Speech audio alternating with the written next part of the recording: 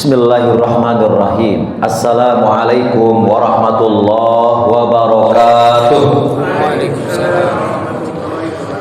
Alhamdulillahirabbil alamin. Nashkurullaha wa nahmaduhu wa nasta'inuhu wa nastaghfiruh. Wa na'udzu billahi min syururi anfusina wa min sayyiati a'malina. May yahdihillahu fala mudhillalah wa may yudlilhu fala hadiyalah. Asyhadu an la ilaha illallah wahdahu la syarikalah wa asyhadu anna Muhammadan abduhu wa rasuluhu la nabiyya ba'da. Allahumma shalli wa sallim wa barik ala sayyidina Muhammadin wa ala alihi wa ashabihi ajma'in wa ba'du.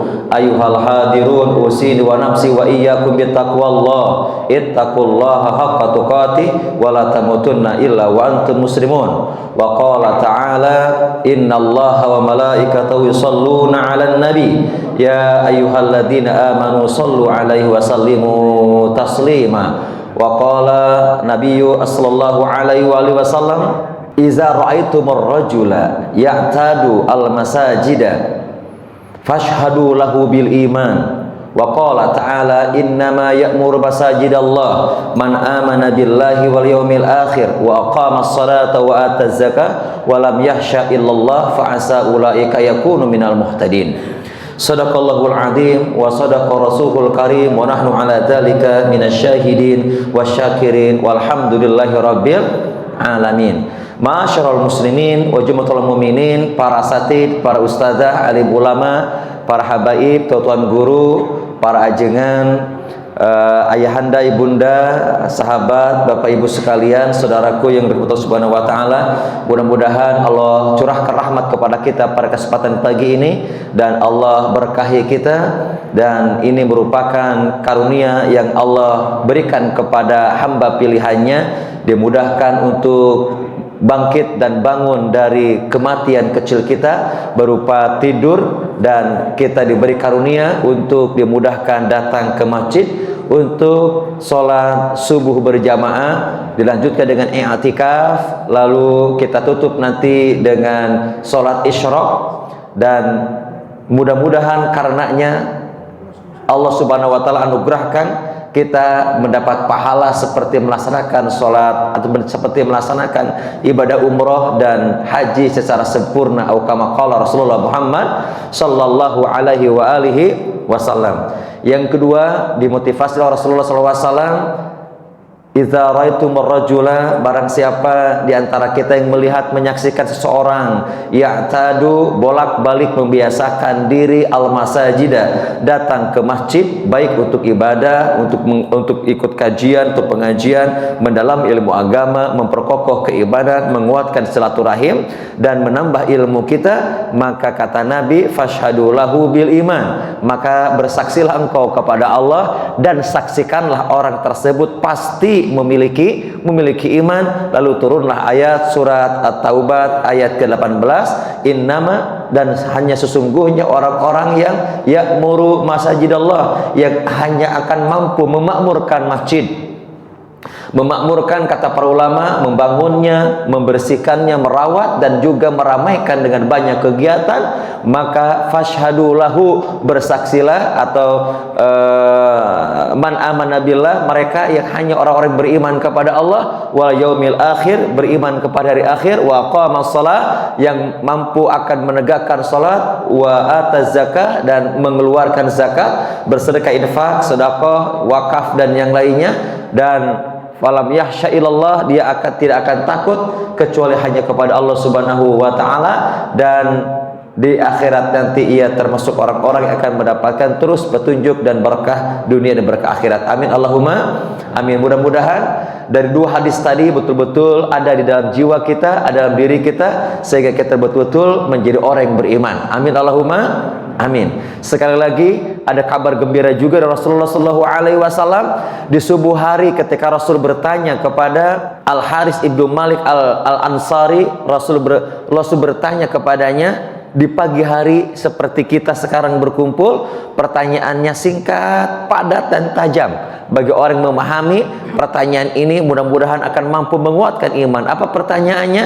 Ya Haris, kaifa asbahta? Wahai Haris, apa kabar imanmu pagi ini? Apa kabar imanmu pagi ini? Kira-kira kalau ditanya kepada kita semuanya, apa kabar semuanya? Iya, jawabannya alhamdulillah. Ada yang bertanya, ada yang menjawab pelan, ada yang menjawab dengan jelas, bahkan ada yang mungkin tidak menjawabnya. Sudah asik dan mansyuk dengan ilmu padinya. Semakin berisi, semakin merunduk. Sehingga ada pertanyaan semakin tidak jelas dijawabnya gitu ya. Semakin berisi semakin merunduk. Atau ada gak padi yang belum berisi sudah merunduk? Ada gak? Jika padi merunduk karena berisi, wajar gak? Wajar. Tapi jika padi belum berisi sudah merunduk, ada gak kira-kira? Ada. Itu kena hama. Apa kabar semuanya pagi ini? Alhamdulillah. Kemungkinan besar jika Rasul bertanya kepada sahabat yang lain, bukan kepada Al-Haris ibnu Malik Al-Ansari ini, mungkin jawabannya sama seperti kita. Kaifa asbahata? Apa kabar pagimu hari ini? Tetapi Al-Haris ini menjawab dengan jawaban yang berbeda, yang membuat sahabat di pagi hari, di subuh hari setelah sholat subuh semuanya terharu. Bahkan Abu Bakar menangis, Umar matanya terbelalak, giginya gemertak, kedua tangannya mengepal. Kenapa? Iri kepada jawaban Al-Haris. Kenapa? Jawabannya berbeda. Apa jawabannya? Jawabannya adalah, kita baca bersama-sama, asbahtu. Baca bersama-sama, asbahtu mu'minan haqqan. 3 kata, ulangi, asbahtu mu'minan haqqan. Jadi kalau saya bertanya pakai bahasa Arab, jawab pakai bahasa Arab lagi yang tadi ya. Kaifa asbahtum? Nah, asbahtu mu'minan haqqan. Apa artinya? Asbahtu, pagi ini aku telah menjadi mukminan, seorang mukmin haqqan. Apa haqqan? Haqqan. Seperti kalimat ya ayyuhalladzina amanuttaqullaha haqqa tuqatih. Jadi tidak cukup hanya ittaqullaha, tapi haqqa tuqatih. Tidak hanya cukup menjadi mukminan, tapi haqqan. Apa haqqan? Sebenar-benarnya iman, atau orang seolah dia telah mampu membuktikan keimanannya. Jawaban ini membuat sahabat yang mendengar dialog ini di subuh hari setelah sholat subuh itu semuanya terharu dan tidak terbayang sebuah jawaban yang tidak diprediksi oleh manusia pada biasanya.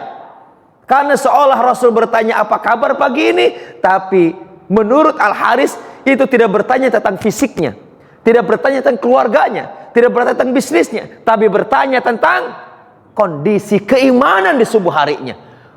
Makanya harus menjawab asbahtu mu'minan haqqan. Karenanya kata Nabi tadi, idza ra'aitumur rajula ya'tadu al-masajida fashhadu lahu bil iman. Sehingga turun surat At-Taubah ayat 18 tadi, innama ya'muru masajidallahi man amana billah wal yaumil akhir, seterusnya. Ayat ini dan kedua hadis ini menunjukkan bahwa kata Nabi kepada Haris, kepada yang lainnya, melihat situasi kondisi sahabat yang begitu terharu dan kaget, tapi Umar matanya terbelalak, giginya gemeretak, kedua tangannya mengepal. Kenapa Haris menjawab seperti itu? Karenanya kata Nabi bertanya ulang kepada Al-Haris, ya Haris, fa inna likullu qaulin haqiqatan, ma haqiqatu qauluka ya Haris? Wahai Haris, setiap perkataan itu membutuhkan hakikatnya, membutuhkan bukti kebenarannya. Lalu apa bukti kebenaran omonganmu sehingga engkau berjawab seperti itu? Biar sahabat tidak apa? Tidak iri, tidak ragu. Kenapa engkau berkata begitu? Apa kata Haris? Jawabannya sangat luar biasa. Ajabtu rabbi minad dunya. Sungguh Allah telah membuat jarak antara diriku dengan dunia. Apa maknanya kira-kira? Allah telah membuat jarak antara diriku dengan dunia ini, dengan kemegahan, kemewahan dan gemerlap dunia ini. Berarti hadis ini bukan sekadar tidak butuh dunia sebenarnya, tapi dunia tidak berpengaruh apa-apa ke dalam hatinya. Dunia tidak berpengaruh apa-apa ke dalam pikirannya. Dunia tidak berpengaruh apa-apa ke dalam perasaannya. Dia memang bekerja, dia memang sungguh-sungguh total bekerja, tapi hasilnya, dunianya tidak berpengaruh, mempengaruhi, mewarnai hatinya, perasaan dan pikirannya. Sehingga kata Al-Haris, sungguh Allah telah menjaga jarak diriku dengan dunia, dan Allah telah mudahkan di sepertiga malam untuk bangun. Lalu Allah mudahkan aku untuk mengambil air wudhu, membersihkan diriku. Aku ruku sujud menghadap Allah, dan aku mengangkat kedua tanganku. Kalau dulu banyak rumah, banyak masjid, banyak musola yang tidak tanpa atap gitu ya. Hanya apa namanya? Hanya dinding-dinding, mungkin atapnya dengan apa? Pelepah ini, kurma gitu ya, dan daun-daunan seperti Masjid Nabawi awal-awal begitu ya. Dinding, kemudian ditambah apa atasnya?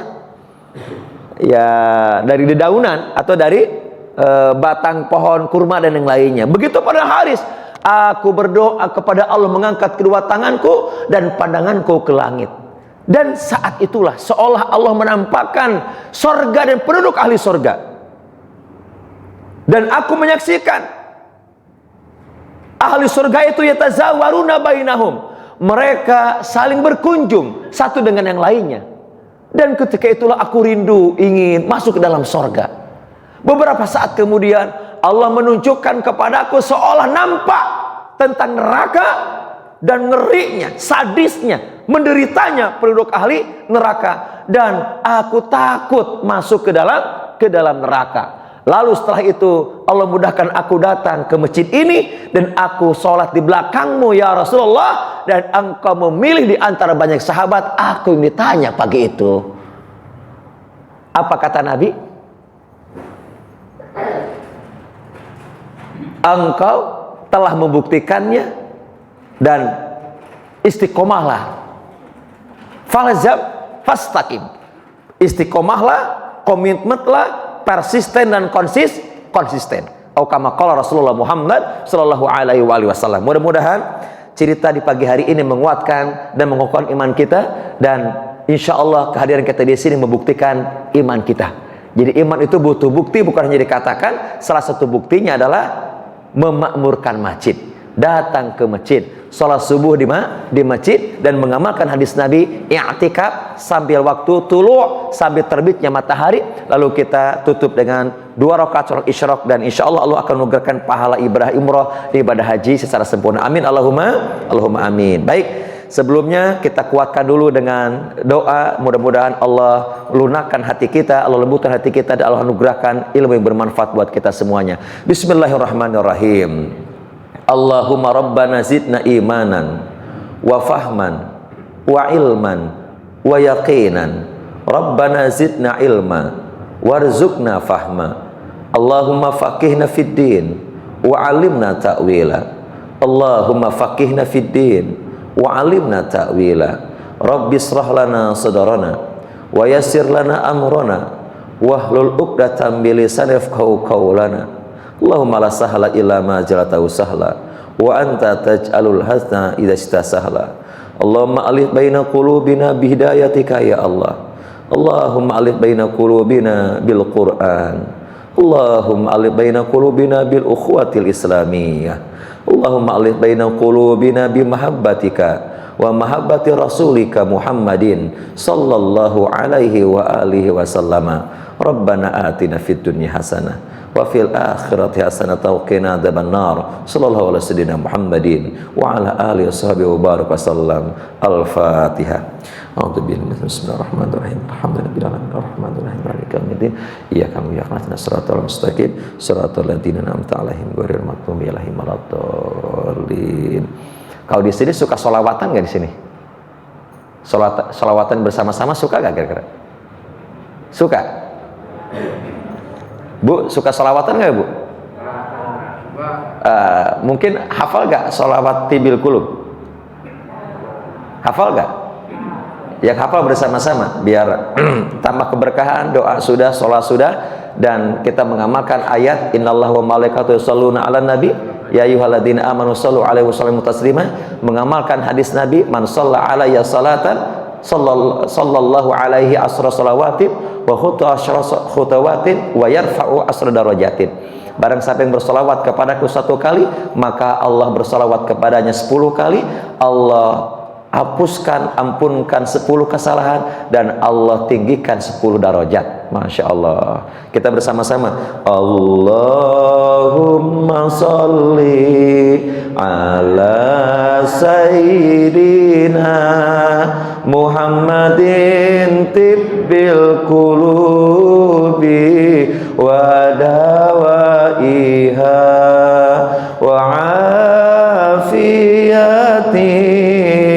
abdani wa shifaiha wa nuril absari wa diyaiha wa ala alihi wa sahbihi wa sallim. Yang hafal bersama-sama, Allah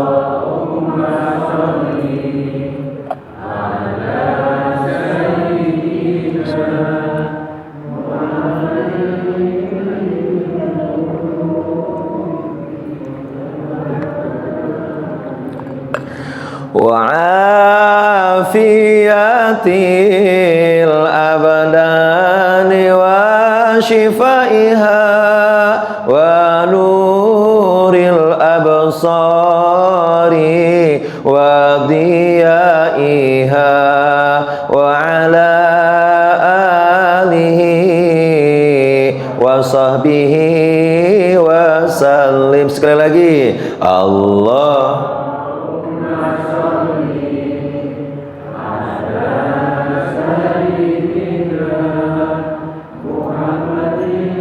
tibbil qulubi wa dawaiha wa afiyatil abdani wa shifaiha wa nuril absari wa diyaiha wa ala wa sahbihi wa sallim. Sallu ala nabi. Di salawat ini selain melakukan Rasulullah, juga berdoa kepada Allah. Semoga Allah merahmati, memberkahi dan salam kepada Rasulullah SAW, dan semoga Allah anugerahkan tibbil qulubi, obat hati dan terapinya, obat fisik sehingga kita menjadi sembuh dari setiap penyakit, dan juga Allah berikan cahaya penglihatan sehingga mampu melihat yang benar itu benar, yang salah adalah salah. Amin Allahumma amin. Baik, pembahasan kesempatan pagi ini adalah kajian atau tadabbur daripada surat Al-Hujurat ayat ke-7. Kita baca dulu ayatnya bersama-sama. Insya Allah mudah-mudahan yang hafal ayatnya nanti ada hadiah. Ada apa? Ada hadiah dari saya, insya Allah juga dari takmir masjid, insya Allah. Betul? Betul katanya. Yang hafal ayatnya. Ada hadiah dari saya dan tambahannya dari takmir masjid. Betul Pak? Insya Allah katanya ada. Insya Allah, paling tidak ada makan-makan katanya. Insya Allah, kalau nggak di sini di rumah masing-masing gitu ya. Kita baca bersama-sama. Bismillahirrahmanirrahim. Wa'lamu anna fikum Rasulullah law yuti'ukum fi katsirin minal amri la'anittum walakinnallaha habbaba ilaikumul iman wa zayyanahu fi qulubikum wa karraha ilaikumul kufra wal fusuqa wal isyan ulaika humur rasyidun. Ada yang langsung hafal atau sudah hafal? Boleh? Tadi ada mic, boleh? Dapat lumayan, dapat pulsa lumayan. Ntar. Nah, tuh. Silakan. Pada tawadu, Ustaz. Tawadu. Lumayan, nambah pulsa 100.000 lumayan. Ada? Ada? Kenapa? Dihafal Bu. Boleh Bu yang hafal Bu, monggo. Mic. Ada insyaallah. Masya Allah, pagi-pagi dapat pahala, dapat juga tambahan pulsa untuk belanja paling tidak. Ada? Lirik sedikit, dipotong setengah. San, kalau lirik setengahnya, kalau hafal ditambah setengah lagi. Padahal Bu, enggak, Masya Allah. Sekali baca langsung hafal, Masya Allah. Yuk. Masya Allah. Sallu ala Nabi. Mangga Bu.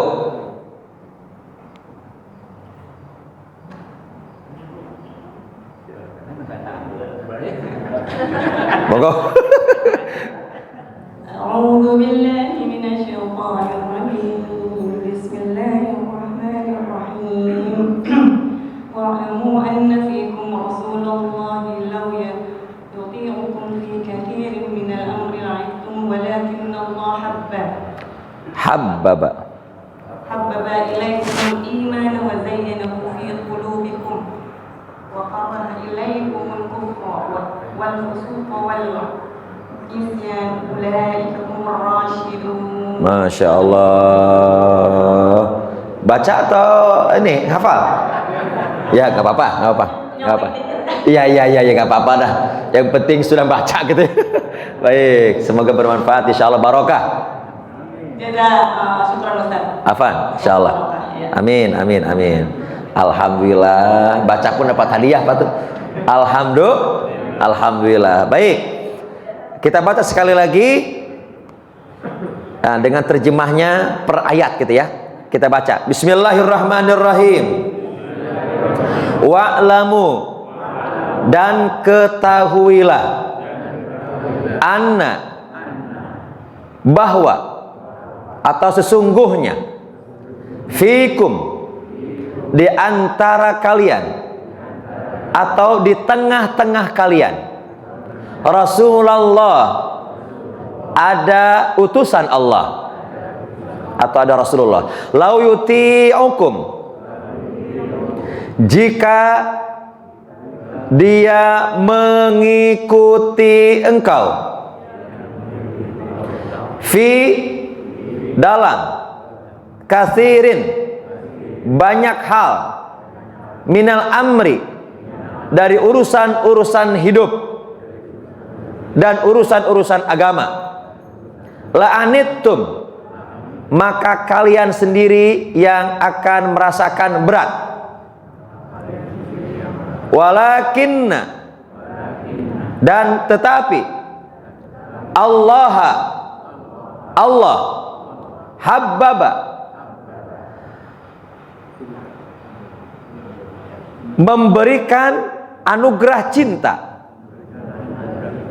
ilaikum, kepada kalian, al-iman, keimanan, wa zayyanahu, dan dia Allah menghiasi dengan iman itu, fi qulubikum, di dalam hati-hati kalian,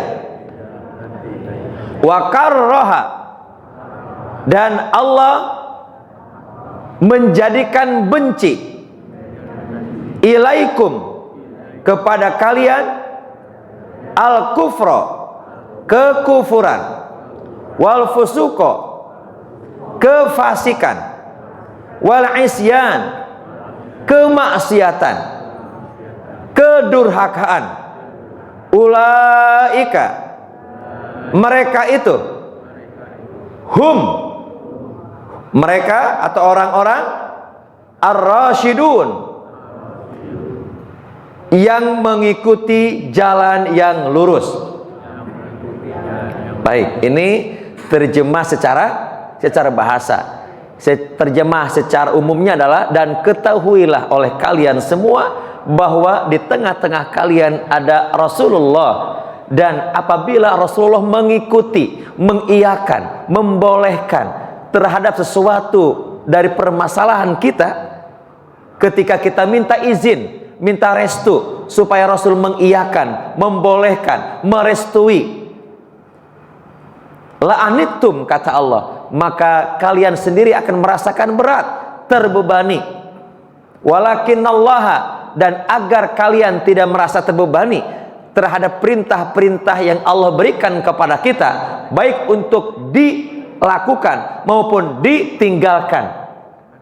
Habbaba, Allah anugerahkan kecintaan ilaikumul iman, di dalam diri kalian itu terhadap keimanan. Wa zayyanahu, dan Allah hiasi hati kalian dengan keimanan tadi.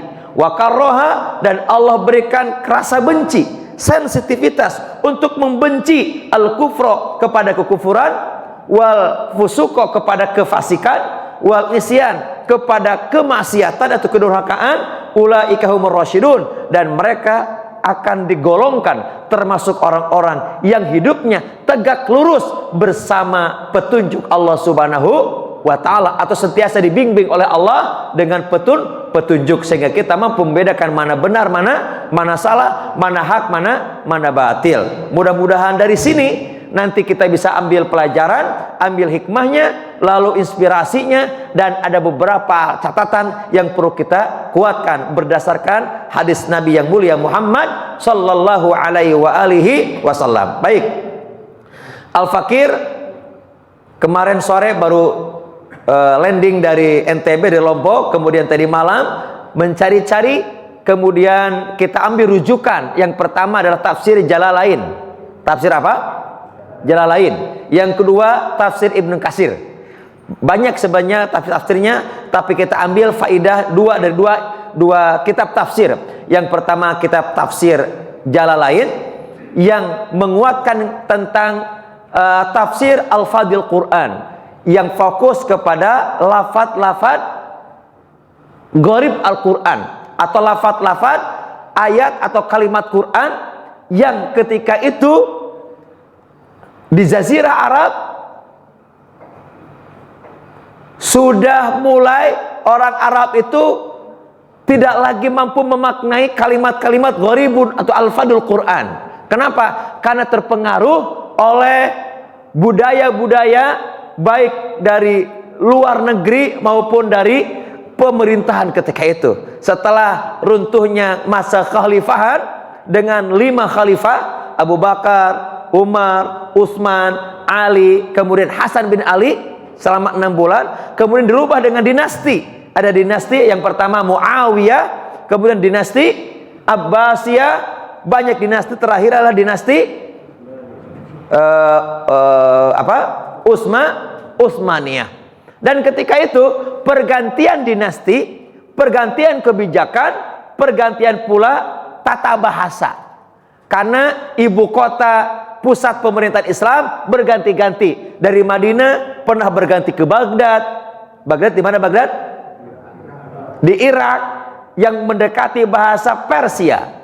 Gitu ya. Kemudian berganti-ganti, termasuk terakhir di Turki Utsmani. Maka berganti pula bahasanya, mendekati, ada ke Perancis-Perancisan, ada ke Eropa-Eropan, ke Barat-Baratan, sehingga banyak orang Arab pun yang tidak lagi memahami bahasa-bahasa Arab tertentu. Karenanya dua ulama ahli tafsir yang kelak akhirnya dibukukan menjadi kitab tafsir Jalalain.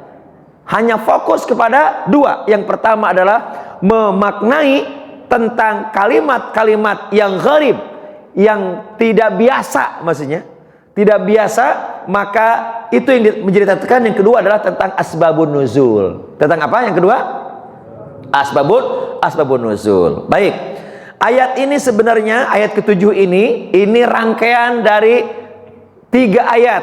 Ayat ke-6, ke-7, dan ke-8. Jadi tentang asbabun nuzul, ayat ke-6 nyambung dengan ayat ke-7 ini. Ayat ke-6 tentang Allah memperingatkan kepada kita, hati-hati terhadap berita yang datang dari orang-orang yang fasik. Ayatnya apa kira-kira ayat ke-6? Ya ayyuhalladzina amanu in ja'akum fasikun binaba'in fatabayyanu.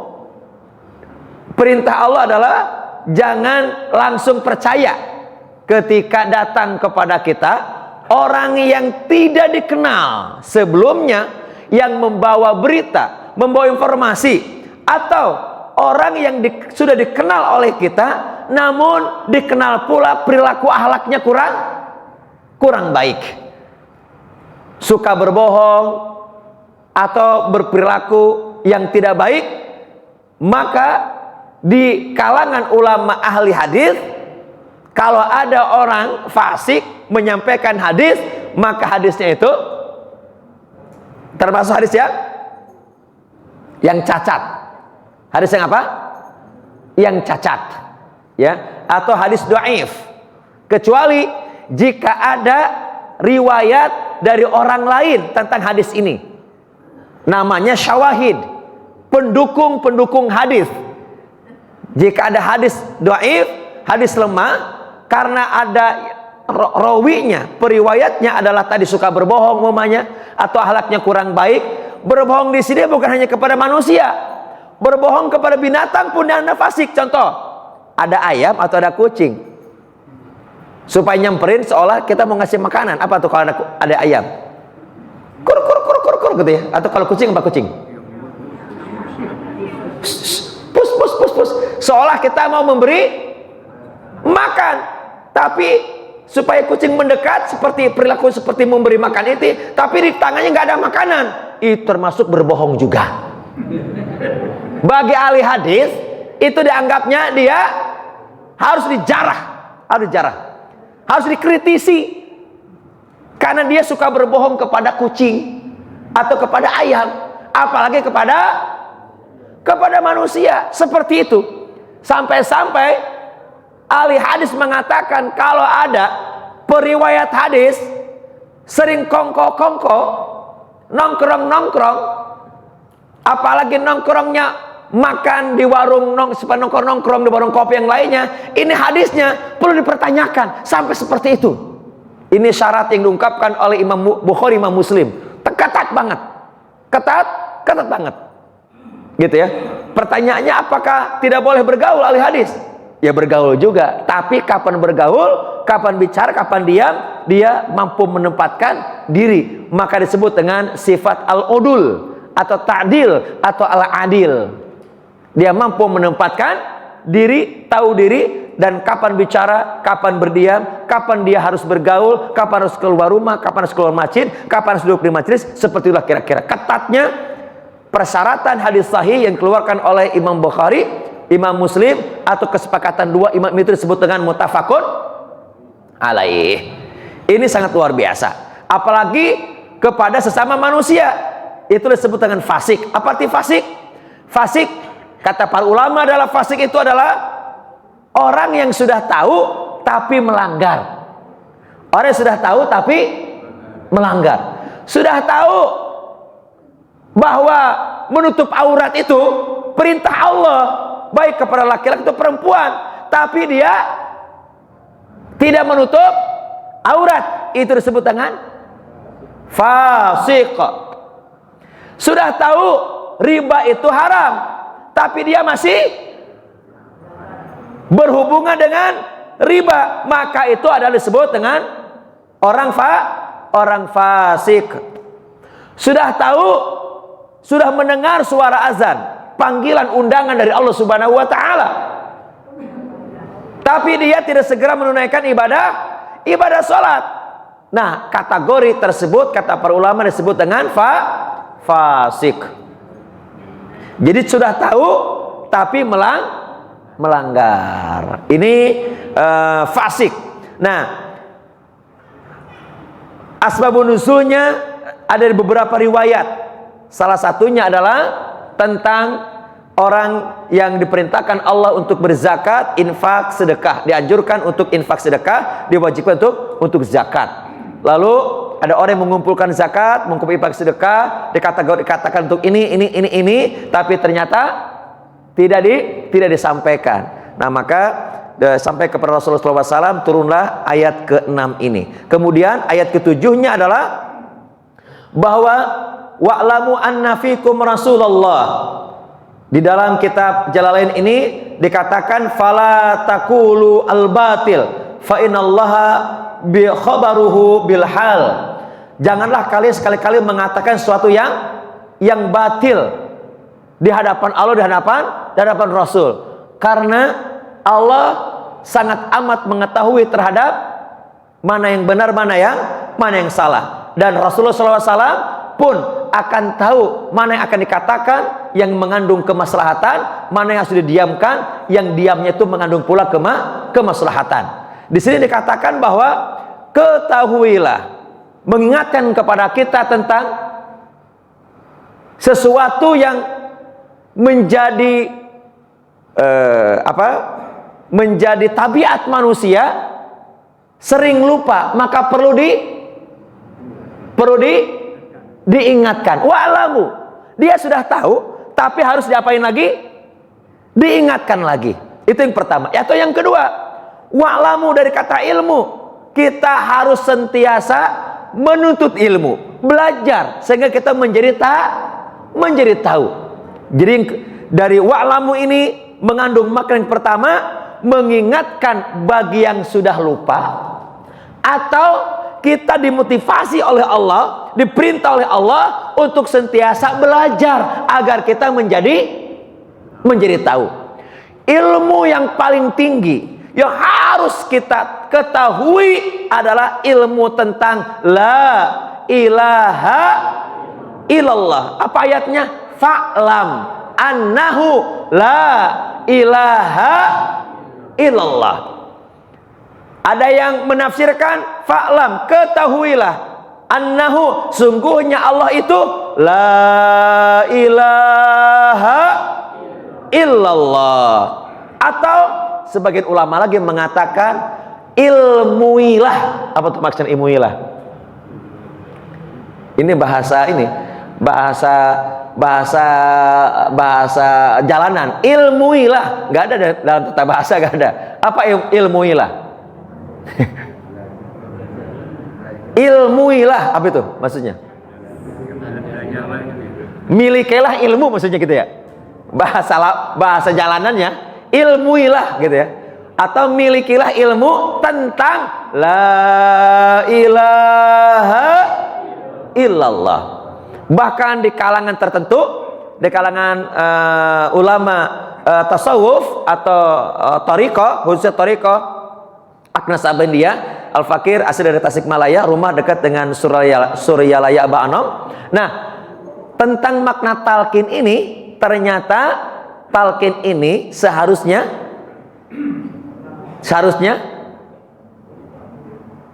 ilmu tentang talqin, tentang kalimat la ilaha illallah ini disampaikan kepada orang yang hidup, calon-calon mati. Calon-calon mati ini bukan orang yang sedang sakaratul mati, sakaratul maut, tapi orang yang masih sadar seperti kita. Orang yang hendak sakaratul maut, iya itu. Tapi situasi kondisinya kadang tidak memungkinkan lagi untuk mengucapkan la ilaha illallah. Kenapa? Karena ia sedang berperang dengan rasa sakit. Sebegitu sakitnya sampai ia mati. Saking sakitnya, Pak. Saking sakitnya sampai ia. Berarti sakit banget gak? Sakit banget. Sampai karena sakitnya sangat dahsyat sampai mati. Kata Nabi, ya Allah, setelah tahu ternyata sakaratul maut ini begitu sakit, maka ya Allah, jangan engkau timpakan rasa sakit ini kepada umatku. Biarkan aku yang merasakannya. Timpakan sakit itu kepadaku saja. Masya Allah, amat sangat cintanya Rasul kepada kita. Semoga kita dipertemukan kepada Nabi kita yang mulia Muhammad Sallallahu Alaihi Wasallam. Amin Allahumma amin. Baik, ilmu tentang la ilaha illallah, atau dalam bahasa fikihnya itu talqin. Ilmu tentang talqin ini ternyata harus diberikan kepada orang yang masih hidup seperti kita ini. Agar apa kira-kira? Agar kita sentiasa menuhankan Allah, beribadah hanya kepada Allah, bermohon hanya kepada Allah, meminta hanya kepada Allah. La ilaha, tidak ada ilah yang berhak disembah, diminta, didekati, dicintai illa kecuali Allah. Karenanya kata para ulama, khususnya ulama akidah, ulama tauhid, di dalam kalimat tauhid ini, kalimat tahlil ini ada rukun dan ada syarat, juga ada yang membatalkannya. Ada dua rukun dalam kalimat la ilaha illallah. Dua rukun. Kalau sholat ada rukun nggak? Ada rukun nggak? Kalau rukun tidak dilakukan apa? Sholatnya tidak sah. Puasa ada rukunnya nggak? Kalau salah satu rukun dari puasa tidak dilakukan, sah nggak? Puasa kan ada dua rukunnya. Pertama niat, yang kedua menahan diri, tidak makan, tidak minum dan syahwat dari sejak subuh sampai maghrib. Salah satu rukun tidak dilaksanakan, tidak niat, puasanya sah nggak? Nggak sah. Niat sudah jam 8 makan, sah nggak puasanya? Batal nggak? Batal. Jadi rukun harus ditegakkan. Haji ada rukunnya nggak? Ada. Haji atau rukun haji gak dilaksanakan, sah gak hajinya? Gak sah. Apakah boleh diganti dengan apa? Dengan dam? Gak bisa. Dia harus diulangi lagi haji berikutnya. Kalau yang wajib haji baru boleh diganti dengan dam atau fidyah, sah tetap hajinya. Begitupun rukun Islam yang pertama, seperti rukun Islam yang lainnya, sholat, puasa, zakat, haji, ada rukunnya. Dan rukunnya ada dua. Rukunnya ada apa? Ada dua. Yang pertama adalah, yang pertama apa? Apa bu? Oh, yang pertama niat. Yang pertama, rukun yang pertama adalah an-nahyu. Apa yang pertama? Yang kedua al-isbat. Apa yang kedua? Al-isbat. An-nahyu. Apa nahyu? Meniadakan segala sesuatu. Meniadakan segala sesuatu. Kemudian yang kedua al-isbat. Apa al-isbat? Meneguhkan, menetapkan yang telah ditiadakan tadi hanya satu, illallah, yaitu Allah. Jadi yang pertama adalah peniadaan, yang kedua adalah penetapan, pengukuhan, pengokohan. Nah itu dua syarat la ilaha illallah. Dua rukun la ilaha illallah. Ada syarat-syaratnya juga. Ada 7 syaratnya. Nanti lain waktu mungkin kalau bukan saya yang membahas, nanti guru-guru yang lain atau para ulama-ulama yang lain. Nanti tanya saja tentang syarat-syarat la ilaha illallah ada berapa. Kemudian apa pembatal-pembatalnya. Karena kita sedang fokus kepada surat Al-Hujurat ayat ke-7 ini. Jadi ingatkanlah kita menjadi tahu. Itu kata apa? Wa'lamu anna fikum. Anna kalimatut taukid. Apa taukid? Apa tuh? Apa taukid itu? Kalimat yang sudah ada, sudah benar, tapi dikuatkan lagi. Dikuatkan lagi. Agar kita apa? Agar kita yakin. Kalau umumnya besar, biasa gak? besar. Beda? Berarti besar banget gak? Ditambah lagi, sungguh-sungguh, benar-benar besar, sangat besar. Itu lebih apa lagi? Semangat, motivasi. Lebih apa? Lebih semangat, lebih kuat gak? Contoh, besar. Biasa? Kalau orang Jawa mengatakan besar. Ditambah lagi tuh, betul? Tambah lagi, sungguh, benar, pasti, sebenar-benarnya, sesungguhnya. Kira-kira lebih apa lagi? Supaya apa kira-kira? Supaya yakin. Apa maknanya? Manusia ini peragu. Benar gak? Maka butuh kalimat yang mampu meyakinkan. Jadi setelah mendengar, wa'alamu, ketahuilah, ilmuilah, belajarlah, ingatkanlah, anak sesungguhnya, sebenar-benarnya. Masya Allah. Supaya apa kira-kira? Kalau bahasa yang lain, dengan cara apa lagi? Kalau bukan dengan kata ini, kita tidak yakin kepada Allah, tidak menambah kuat imannya kepada Allah, gitu kira-kira ya. Itu menunjukkan apa kira-kira? Menunjukkan bahwa manusia ini pertama butuh motivasi dari Allah atau dari luar. Yang kedua butuh penguatan, butuh pengokohan. Bu, masih ada ibunya gak? Oh masih ada. Khawatir ibu-ibunya ini kayaknya mau belanja atau mau masak atau mau ada agenda gitu ya. Baik, sampai jam berapa kita? Sampai suruh. Sekarang jam? Oh dikit lagi. Ini baru 2 kata ini.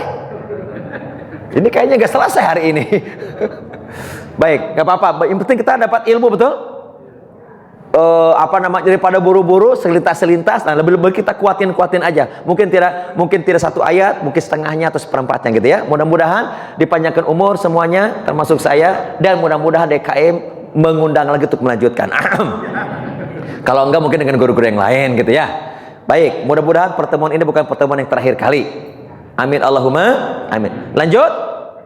Manusia sesungguhnya membutuhkan peneguhan, penguatan secara emosi, secara spiritual, intelektual, dan emosional, secara motivasi. Kenapa? Karena manusia itu mudah peragu.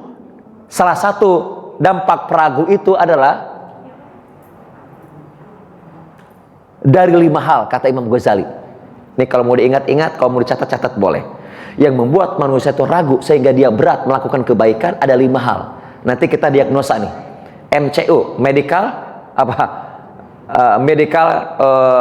check up. Kalau ada di antara kita sering ragu-ragu sehingga berat melakukan kebaikan atau ibadah, mari kita lihat 5 hal ini, kata Imam Ghazali. Yang pertama, dosa dan maksiat yang belum kita taubati sempurna. Apa yang pertama? Dosa dan maksiat ini membuat kita ragu, Pak, dan membuat kita berat untuk melaksanakan ketaatan ibadah kepada Allah, melakukan kebaikan-kebaikan, ragu dan berat. Apa yang pertama? Dosa dan maksiat. Yang kedua, ada makanan atau minuman yang masuk ke dalam tubuh kita yang kurang halal. Bahkan dalam hadis Imam Tabrani, bukan hanya yang dimakan diminum, tapi ada 1 rupiah yang tercampur kepada biaya yang untuk membeli pakaian. 1 rupiah saja tercampur untuk membeli pakaian. 1 rupiah yang kurang halal, maksudnya tercampur kepada kepada kumpulan uang, ada 1 rupiahnya dicampur untuk membeli pakaian, maka la'anar Rasul melaknatnya. Atau kama qala Rasul, hadis Imam Tabrani. Bukan hanya dimakan, diminum. Yang pertama apa tadi? Dosa dan maksiat. Yang kedua, ada makanan minuman yang kurang halal atau pakaian ya. Yang ketiga? Yang ketiga apa? Loh kok belum? Lah kan saya belum ngomong tadi. Belum ya? Oh belum. Kirain saya belum ya. Yang ketiga adalah penyakit hati. Apa yang ketiga? Penyakit hati. Itu kalau di kitab saya ngajar Ihya Ulumuddin, Pak. Ya, apa namanya? Tazkiyatun Nufus atau tasawuf, itu ada banyak penyakit hati. Yang paling tinggi penyakit hati itu adalah takabur. Apa takabur? Kesombongan. Kesombongan itu hanya milik Allah Al-Mutakabbir, maka tidak boleh dipakai oleh hambanya. Itu hanya boleh dipakai oleh siapa? Oleh Allah saja. Kalau dipakai oleh hambanya, pasti salah hambanya. Nah, ternyata takabur ini di dalam kitab Ihya Ulumuddin ada tingkatan-tingkatan. Minimal 10 tingkatan takabur. Salah satunya apa kira-kira? Yang paling kecil. Yang paling kecil salah satu tingkat takabur adalah pilih-pilih guru. Pilih-pilih ustad. Ini ternyata kata Imam Ghazali itu berarti ada sifat takabur. Ini kalau ustadz si A nih datang dia. Kalau ustadz bukan si A, bukan ustadznya, itu dia pulang. Bukan di sini, bukan. Yang rumahnya di sana. Gak tahu orangnya dari sini gak? Ini kata Imam Ghazali dalam kitab Ihya Ulumuddin, dalam bab adabul muallim wa ta'allum, dalam kitab murid guru dan dalam kitab pembelajaran, salah satunya apa tadi? Memilih-milih ustad, milih-milih guru. Kalau si fulan hadir, kalau bukan si fulan enggak hadir. Ini ternyata salah satu kriteria terjangkit penyakit sombong. Salah satunya lagi penyakit sombong itu apa? Ada orang datang ke masjid ke talim, ke kajian atau ke majelis, dia datang, tapi dia datang untuk mendapatkan dalil atau hujah atau alasan untuk menghantam orang. Paham gak maksudnya kira-kira? Untuk menghajar orang, maksudnya apa? Apa kira-kira ya? Bukan untuk diamalkan oleh dirinya, tapi mencari dalil, mencari alasan untuk apa? Untuk menghajar orang, apa istilahnya? Bisa untuk menjatuhkan orang, melemahkan orang, atau dia udah ngomong ke orang, dia kurang dalil, dari pulang pengajian, nah ini nih, saya dapat nih, saya sampaikan si dia. Apa maksudnya kira-kira? Untuk menghakimi atau untuk melegitimasi bahwa ucapan itu benar, padahal salah. Jadi belajar untuk mendapatkan sesuatu, bukan untuk diamalkan dirinya, tapi untuk merendahkan orang, menghinakan orang, nguji orang, ngetes orang gitu. Nah ini juga termasuk kriteria sombong. Nauzubillahi min dzalik. Ada banyak lagi kriterianya. Yang ketiga, yang keempat. Apa yang keempat nih? Belum juga. Emang tadi kan baru ketiga ya? Berarti sekarang keempat nih. Yang keempat itu kesurupan. Ih beneran ini. Kesurupan itu maknanya apa? Tergoda, terabaikan oleh setan. Alladzi yuwaswisu fi sudurin nas. Kenapa ada orang kok malas? Kenapa ada orang ragu-ragu? Kenapa ada orang berat melakukan kebaikan? Karena yuwaswisu fi sudurin nas. Itu maknanya kesurupan. Nah, Bapak Ibu mungkin kita pernah mendengar ada orang kesurupan. Pernah sering mendengar? Orang kesurupan itu seperti apa? Seringkali pemahaman kita orang kesurupan itu apa? Dia tidak sadar, lalu ngomong ngeracau, ngomong ngalor ngidul gitu ya. Tapi ternyata kata para ulama, kesurupan itu maknanya bukan hanya seorang seperti itu ya, tapi ada orang yang seperti kalian sadar, tapi sungguhnya dia sedang tidak sadar atau sedang setengah sadar. Kenapa? Karena digoda oleh setan. Maka contoh, orang ikut taklim, orang ikut sholat Jumat, atau di majelis, atau di pelatihan, atau di seminar, dia duduk tapi seolah tidak mendengar apa-apa. Bahkan ia dialihkan oleh setan. Dalam Quran disebutnya ulaika fi uzunaihim waqra. Di telinganya disumpel oleh tai kotoran iblis. Gitu. Sehingga pulang dari majelis, masuk telinga kanan, keluar telinga kiri, wes bablas. Oh, masih ingat tuh iklan itu, udah lama banget gitu ya.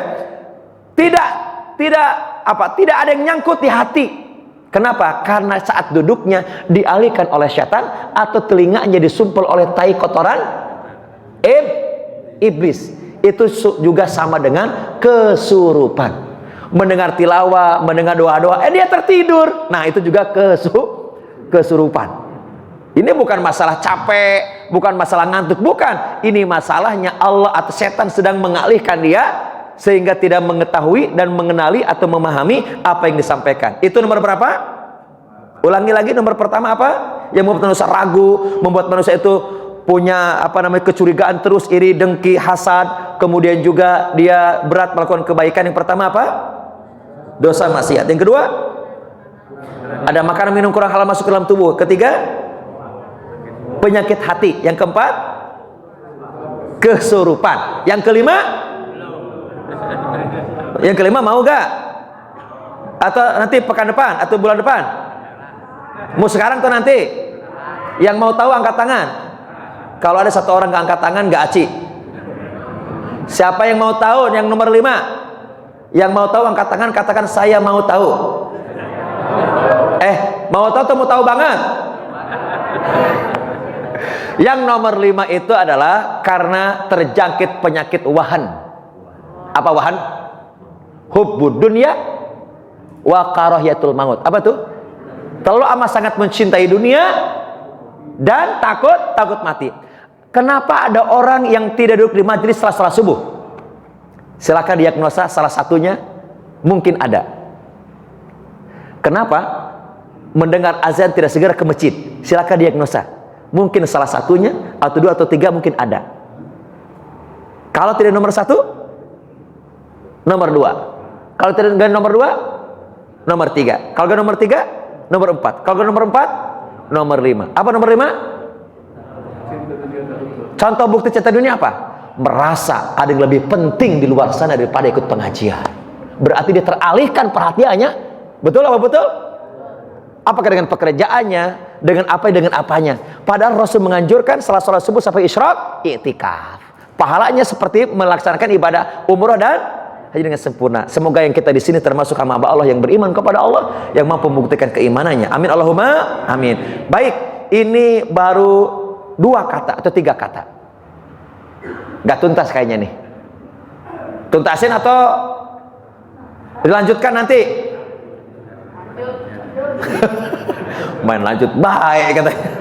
Sudah isyraq belum, Pak? Udah masuk isyraq? Baik, kalau sudah kan ada tulu, ada isyraq, ada terbit matahari, maka kita diharamkan untuk sholat. Maka tambah, kesepakatan ulama itu tambah 10, 15 menit, 20 menit. Ini sudah ditambah waktunya. Sudah, baik. Kalau begitu, tadinya mau dibuka tanya jawab.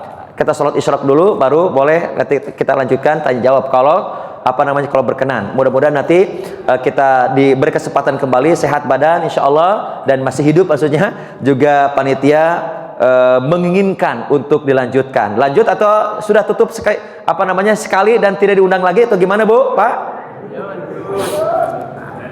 Katanya pemimpin yang baik itu adalah yang mendengar suara rakyat. Gimana yang lain? Apakah kajian tadabbur ayat ini cukup sekian atau nanti dilanjutkan di bulan-bulan depan?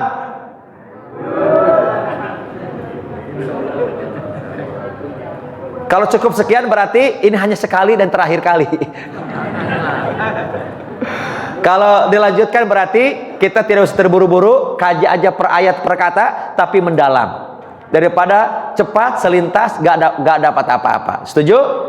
Ini maknanya bahwa kita dituntut belajar Allah Subhanahu wa taala bukan hanya sekedar mendapatkan saja, tapi memahami. Inilah doa dari Nabi untuk sahabat atau untuk ponakannya bernama Ibnu Abbas. Doanya adalah kita baca bareng-bareng. Allahumma faqihna fid din wa 'allimna ta'wila.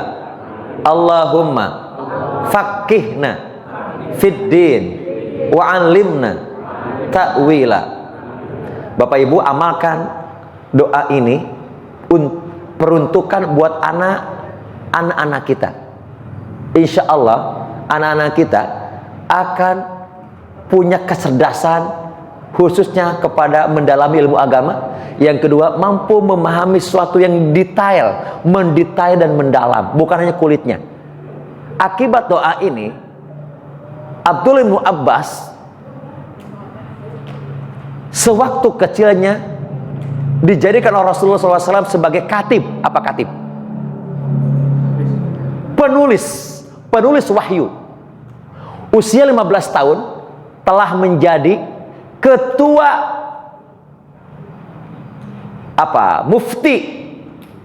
ketua mufti khalifah.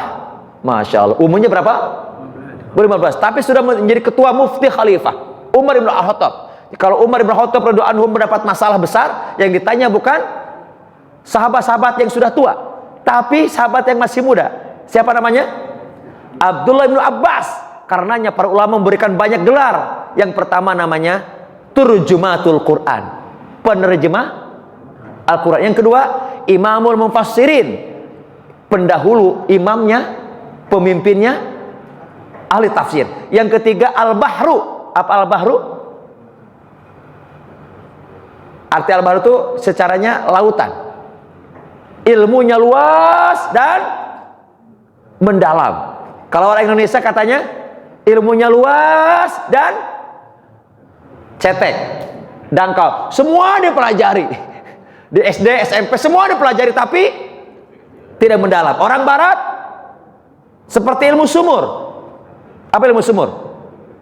Kecil tapi mendalam, spesifik, spesialisasi, mendalam. Orang Indonesia luas tapi cetek. Abdullah bin Abbas, para sahabat luas dan dalam. Mana yang hebat? Luas dan dalam. Amalkan doa dari Nabi yang mendoakan Abdullah bin Abbas.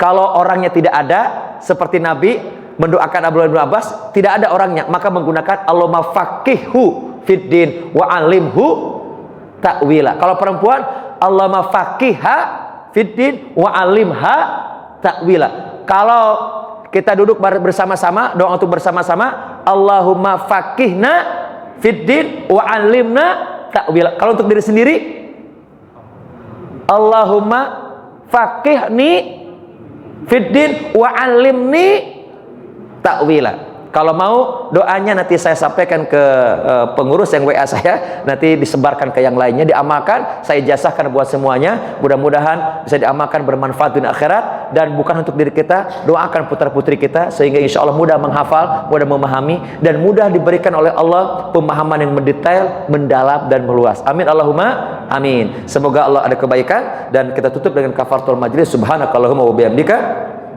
asyhadu an la ilaha illa anta nastaghfiruka wa natubu ilaik. Sallallahu alaihi wasallam Muhammadin wa ala alihi wasallam fastaghfiru innahu ghafurur rahim. Assalamualaikum warahmatullahi wabarakatuh.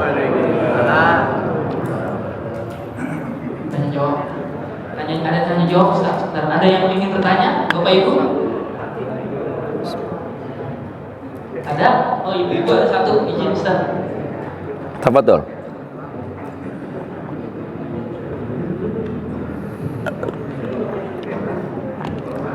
Assalamualaikum warahmatullahi wabarakatuh. Waalaikumsalam warahmatullahi wabarakatuh. Ustaz, saya tidak bertanya, saya hanya mohon diulang doanya biar saya bisa catat sekarang. Ya. Siap. Ini nanti belajar satu ayat ini banyak doa nih, termasuk ayat ini nanti akan dijadikan doa oleh Rasulullah oleh Imam Bukhari, masukin dalam Adabul Mufrad. Di ayat ini ada doa juga yang kita doakan. Baik. Mau untuk diri sendiri, mau untuk bersama-sama, mau untuk yang tidak kelihatan, atau yang mana? Untuk diri sendiri dulu. Untuk diri sendiri. Untuk diri sendiri.